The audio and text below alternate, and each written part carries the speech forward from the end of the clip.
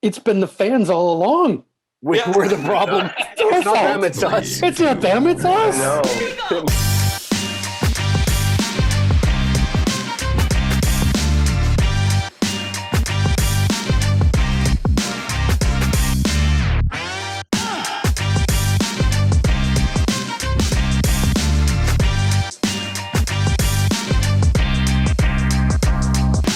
You're listening to the Leafs Power Dump, episode 7, the February 28th edition. Oh, yeah. Last one of February, boys. All right. If you're into the Leafs and you're into goofiness, like, subscribe, tell your friends. The more the merrier.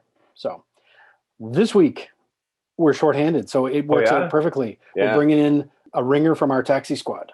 That's right. That's right.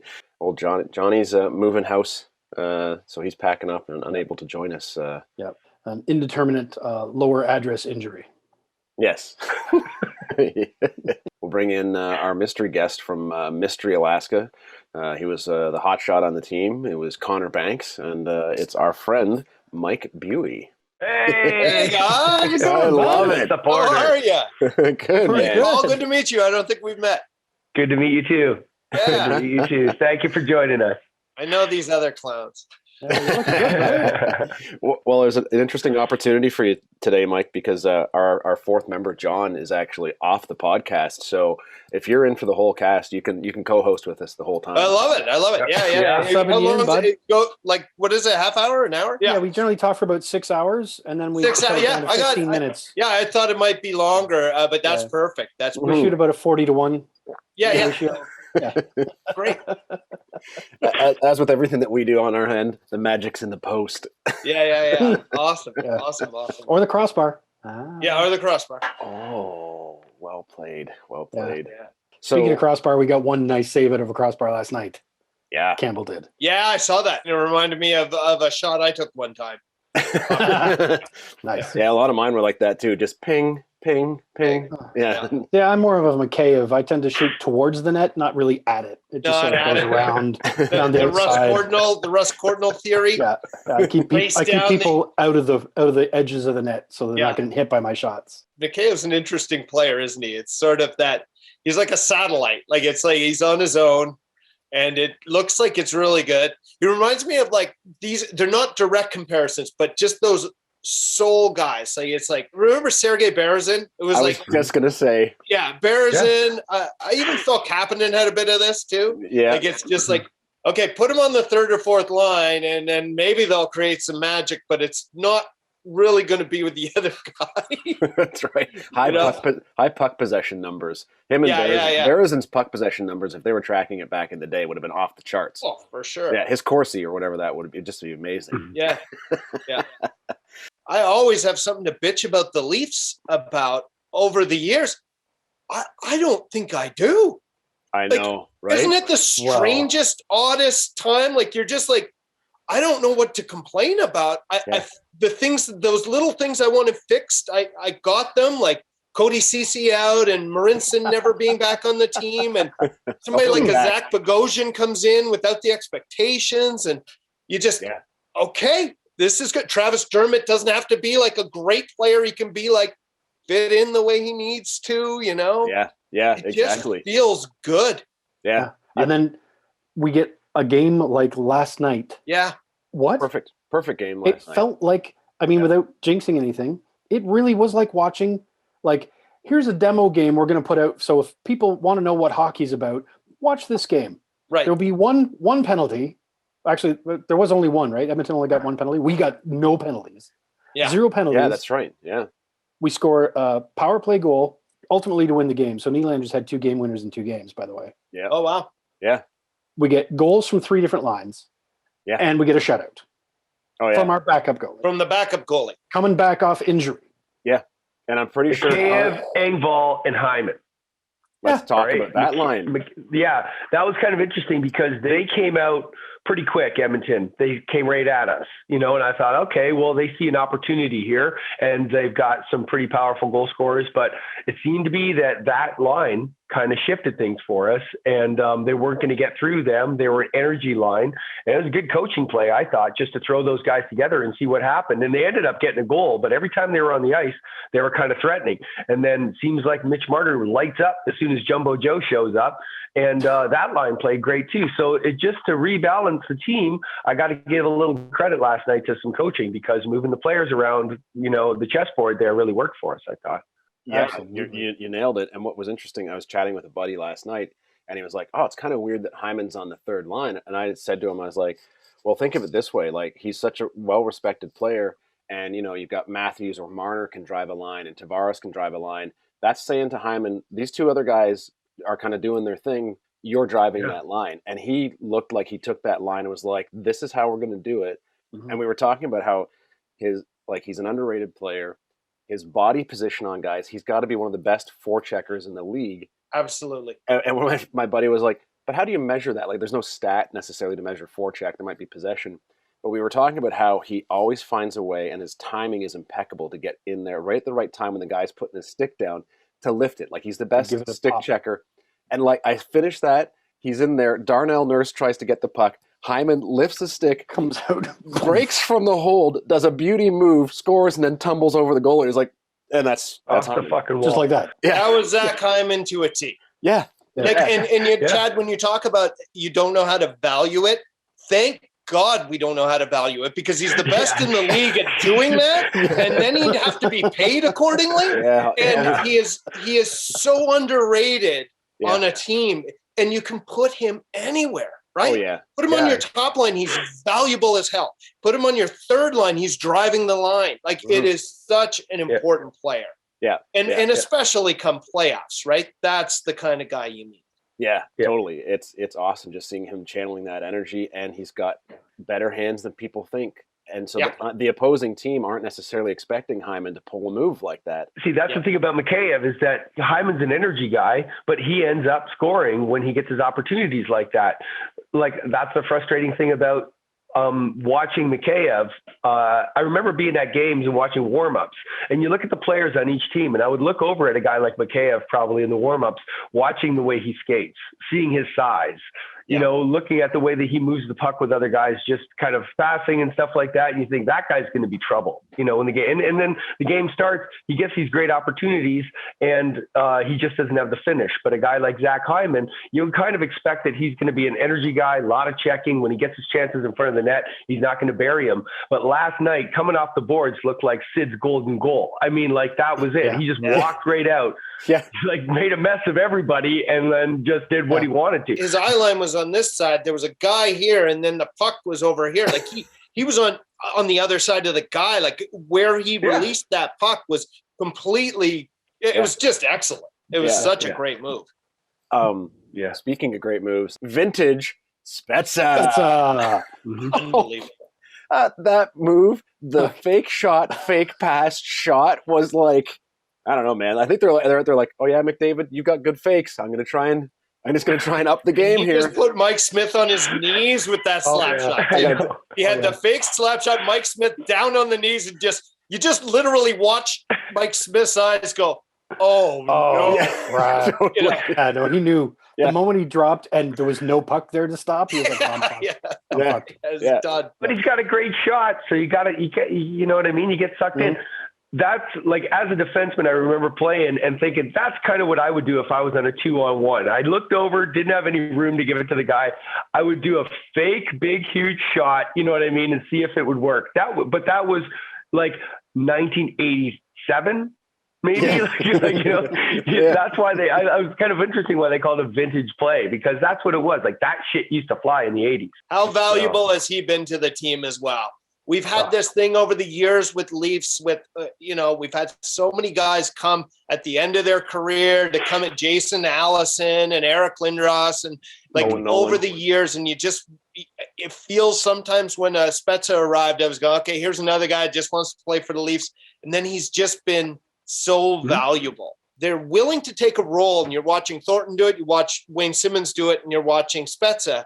and we have these guys that have respect, and they're earning their respect on the team as opposed to being the guy that used to do well many years ago. Yeah, like they're doing both. Yeah, right. Yeah, absolutely. I saw a post that every time Spezza scores, Mike Babcock gets a new wrinkle in his forehead. Yeah,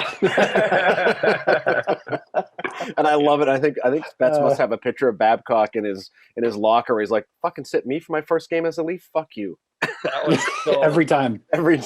Like this little pregame prayer. Yeah. Paul, I wanted to bring up the fact that last week one of the things you raised was, who's going to be a contender coming in as we push towards playoffs. What teams are looking pretty good right now, but what happens if they lose a key player? What happens if Anderson goes out, for instance, or whatever?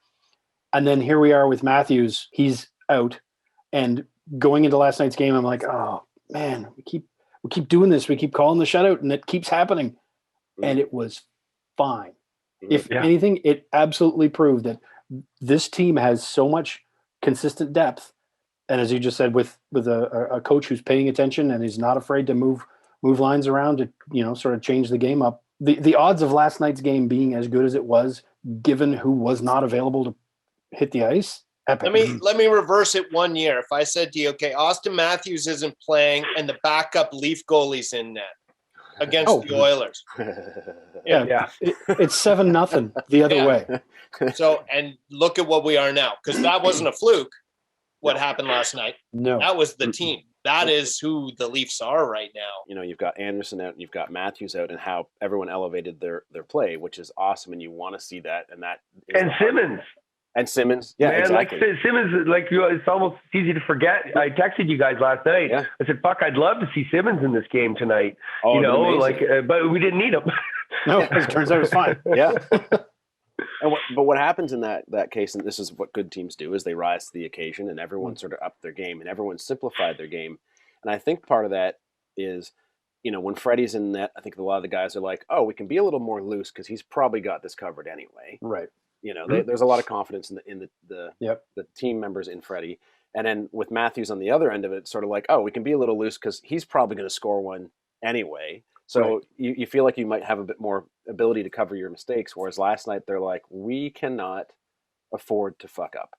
Yeah, and this is on us. Like, we all have to pull for this. Yeah, so it's not that they just played a little tighter in the right kind of way.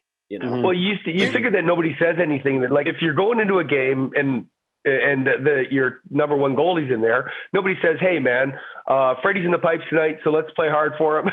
You know what I mean? Yeah, the coach would always say, "Hey, you know what I mean? Campbell's in the pipes tonight. Let's all remember, let's win one for him," and that kind of thing. And that's something that you remember walking out onto the ice, and I think you play that way as a result. So that's why I say cycle these fucking guys in, man. We don't play our backups. I know you want to keep your hot goalie active, but it seems to be that every time this year we put in one of our guys back there, team plays well, responds, we win. I don't know. What's our record with backup goalies?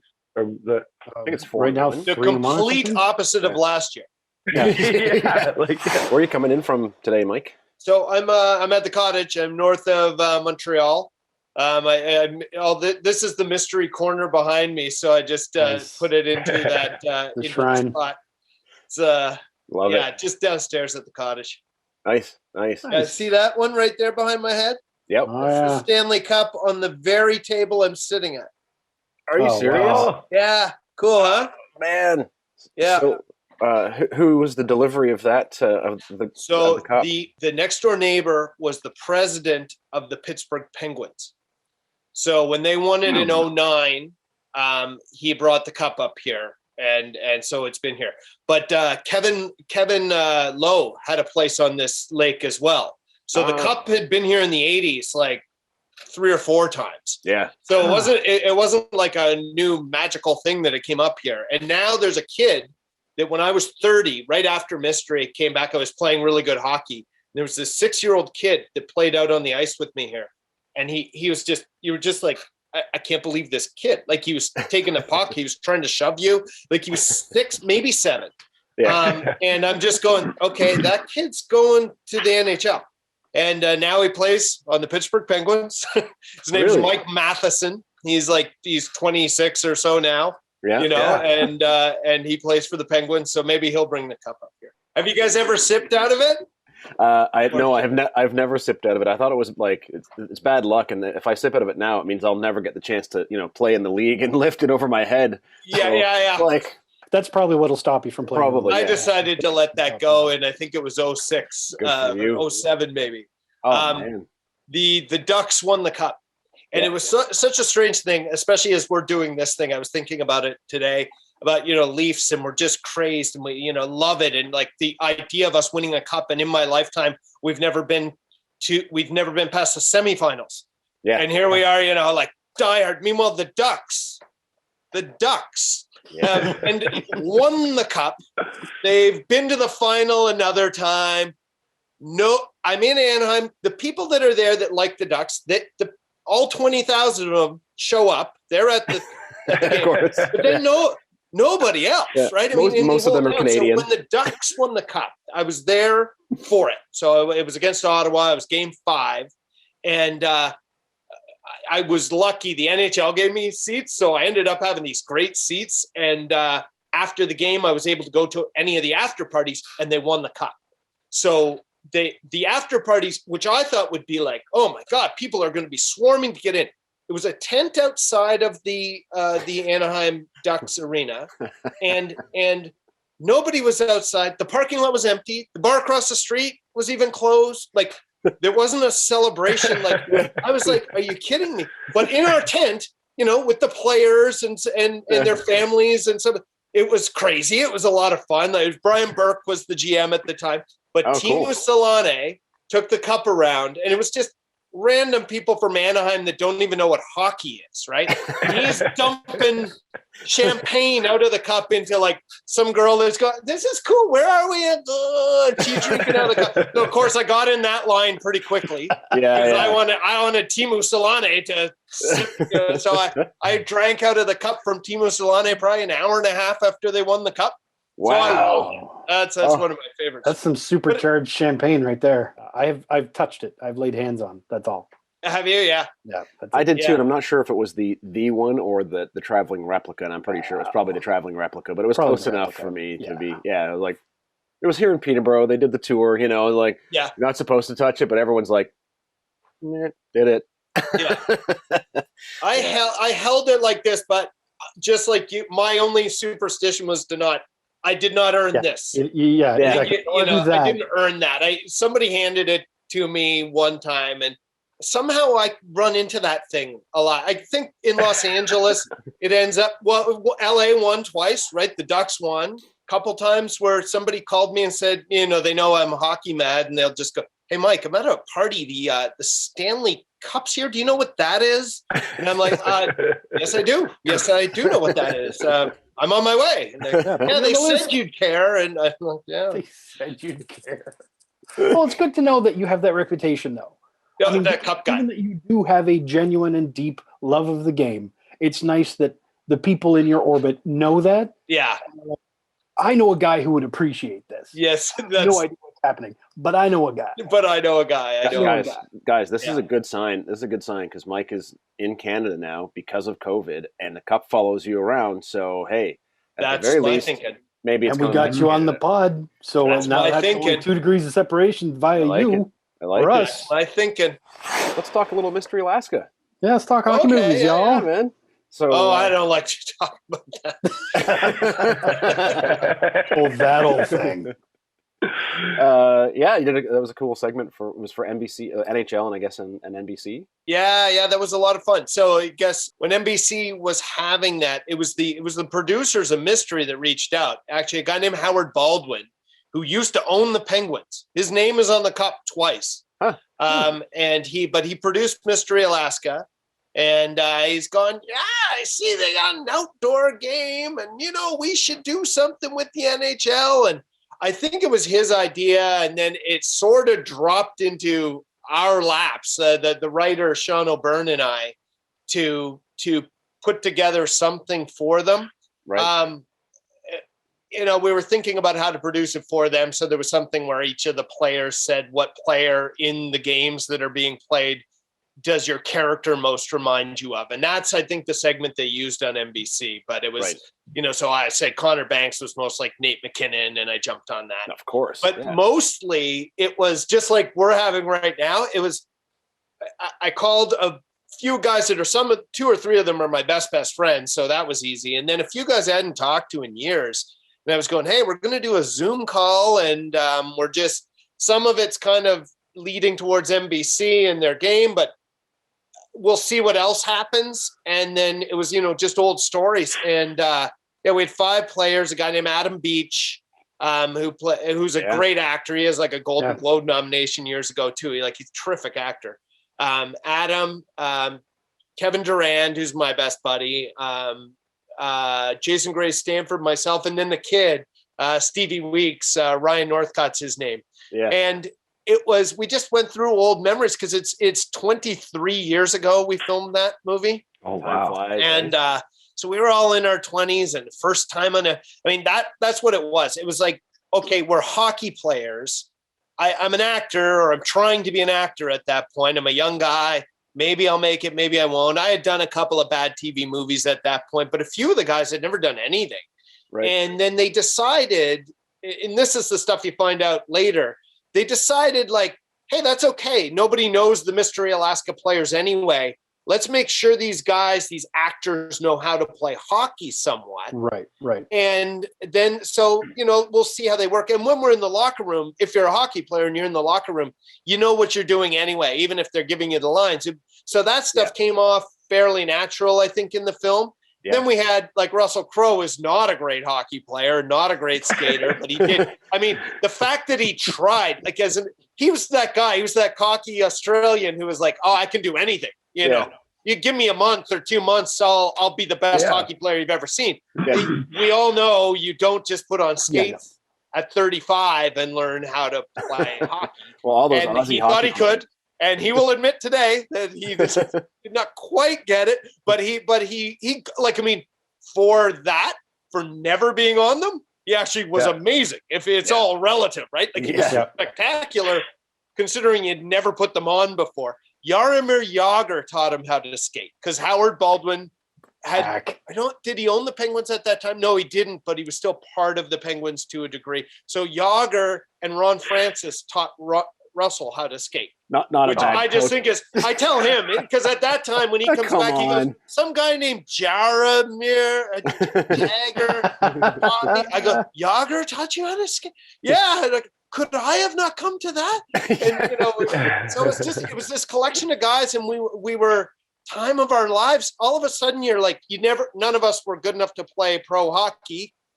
Kevin, because of his size, probably was the closest to having a shot at it, but none of us were that good. But all of a sudden we were being paid to play hockey on a Zambonied ice surface. Like they Zambonied the lake every day, like 3 times a day in the Rocky Mountains. All we did was play. That's all we wanted to do. So they had this, you had to practice to get, make the scene work and whatnot. And then we just had a game going. So when they'd say cut, we'd go to the other side of the ice, and we still had a game going. We had 2 goalies. We had everybody. So we just split. It would say cut. We'd be over, pick up wherever we were at. Okay, it's 5-4. Let's go, blah, blah, and keep playing. And then they'd go, okay, fellas, back over here. We go, just a sec. We're in the game right now. So there are so many memories that came out of that. So back to the Zoom call, all the shit I'm talking about right now came up. The one guy, Stevie Weeks, he was 17 years old. He was in high school in Calgary, and they plucked him out, and all of a sudden he's the lead in one of the leads in a hockey movie. And he was like, he was working at Starbucks and going to high school, and like he didn't go back to high school. Like he didn't. He ended up on the set with us, and then it was just so many people, time of our lives, right? Where it you can't, we knew it at the time, and you knew how great a job it was, no matter what, just everything about it. I mean, my best friend got brought out there to be an extra as a townsman. My dad was in the movie. My brother was in the movie doing those sumo wrestling guys. Like we just had everything was just great. And it was Canmore, Alberta, in the Rocky Mountains, just spectacular time. Yeah. Plus, What a you place had to the be. Bandit as a manager. Oh, yeah. Yeah. For me, the Bandit was weird. 1998 is that year. The Bandit. So when I got that job, it's like your dad, right? Your dad's like, Yeah. Burt Reynolds is in this thing. Yeah, exactly. And they're like, Totally. all right. And everybody was all excited that we're older. And then Burt hired me to do 3 very bad movies that I hope none of you ever find. That I did these TNT movies with him afterwards. So where he's the old cop and I'm the young cop. And we're like solving crimes with Charles Durning and Billy D. Williams and we're finding all these those. old like We're finding stars. those. Like once again, my dad is going off. He's who? And I'm like, I don't know. I know them a bit, but not really, Dad. And it's like, day afternoon, and I'm like, yeah, I know. Okay. So I spent a year with Burt Reynolds. 1998 was Burt Reynolds and Mike Buie doing movies. That's awesome. And I don't know if I've ever seen him again. Like we spent a full year doing this stuff, and that was. I apologize in advance because I'm going to find some. I don't think they're available. You'll never be able to. Oh yeah, no. We got a case. 3 female victims, and they're all car bombings. I don't think there's things any way embarrassing to that find those exist. things. Yeah, no, they were pretty bad. They really were. And Burt had just been nominated for Boogie Nights. So it was a weird, weird time, right? It was like Russell Crowe was not Russell Crowe yet. Like it was before Gladiator and before The Insider. So before his nominations and stuff, he had done Quick and the Dead, a couple others. No one knew. We thought he was Crowe when we showed up. We didn't know who he was. And then during Mystery, got offered both The Insider and Gladiator. And so his star took off after our movie, which our movie got kind of shipped out ahead of those movies. Okay, we that's were like, fine. can we just hold off maybe until this Gladiator thing comes out and then put our movie out, Yeah. Yeah. But the movie did great. The movie was a huge success, wasn't it? Mystery? That's the way I thought so, yeah. I like the way you think. No, it was weird. It did not do well in the box office at all. And then it had this love. And it's just had a cult, and then it even bigger than a cult following. Like most people would go, oh, was that 10 years ago you did that? No, we did it 23 years ago. And it's that it just has kind of, people have found it over the years and they've gone, oh, which hockey movie haven't I seen? Oh, that is good. I like it. So I think from our standpoint, it was the experience of doing it that was so amazing. The actual product was fun. It was a fun movie. It's awesome. It's a good movie. People, it's got a great heart and it's fun. Yeah. And I was just Jones to be part of it. Speaking of hockey movies, besides Mystery Alaska, which will sort of remain as its own categorical success and fantasticness, Paul, favorite hockey movie? On the spot. You know what I mean? It's hard to say. I like, it's easy to go to Slapshot. I think I was too young for Slapshot because when I came around to watch it later on in life, I realized that it was more about stuff that I wasn't ready for when I was a kid, when I first saw it. I liked all the slapstick stuff and the joking thing, but the main story that's behind it was something that I didn't pick up on until I became an adult. So I'd say because it has that much depth to it that I didn't expect when I first saw it, just about these guys goofing around. It sounds cliche to say Slapshot, but it actually is more of a film to me as time goes on. That I'll stick with that one. Anyway, long answer, Slapshot. Love it. Mr. Maker. Well, since we can't choose Mystery Alaska, but that might be it. I saw 2 hockey movies in theater, one being Mystery, and the other one was Youngblood. And Youngblood, like, to this day, it was the thing when he goes on the breakaway. He's got his I think he's doing a slap shot not slap shot. He's doing a penalty shot. He's got the breakaway, and he does a little kick with his foot. He sort of goes over the puck and he kicks it back up to his skate. I, as a kid, practiced that little drop to your skate and kick back up like endlessly. It was the thing, and so Youngblood was the one that I just the first watched. angle. The first exactly. It was the first You never dangle. forget your first dangle. That's it, you know. And what Steve Thomas is in that movie, which is awesome. Stumpy Thomas has a role. Keanu Reeves, yeah, exactly. So I don't know. I think of the star hockey players, you know, if you're looking at whether it be Russell Crowe versus Patrick Swayze or Rob Lowe, I think Rob Lowe's got that edge where he might be a little nasty out there. Well, there you go. I was going to say Youngblood as well, because I believe actually you and I saw it in theaters together. Yeah, with her. Mostly brother. because at that age, hockey was a thing, but it wasn't really my thing. But the thing that I recall from that film, besides, again, the dangle, the epic dangle, I'm pretty sure there was like a little bit of nudity in it too. Yep. And I think it was a movie we were allowed to go to on our own, and we were like, "Oh, there was boobs in this. There was boobs there." Don't tell me. Oh, I thought you meant Rob Lowe's ass. Oh, there's Rob Lowe's ass, obviously. Yes, I mean wasn't that on the water, but the water bottle scene. Yeah, exactly. Yeah. I'm pretty sure his ass was on the poster. Yeah. And how about you, Mike? I mean, if you can't pick mystery. I'd start by disparaging the Mighty Ducks movies. I hated those. I did not like. I just thought that they bastardized hockey. I thought they stole our game and like made it into they're flying in a wing thing, and I'm just going. You took our great sport and you decided to just manipulate it. I hate all of them, and they keep going.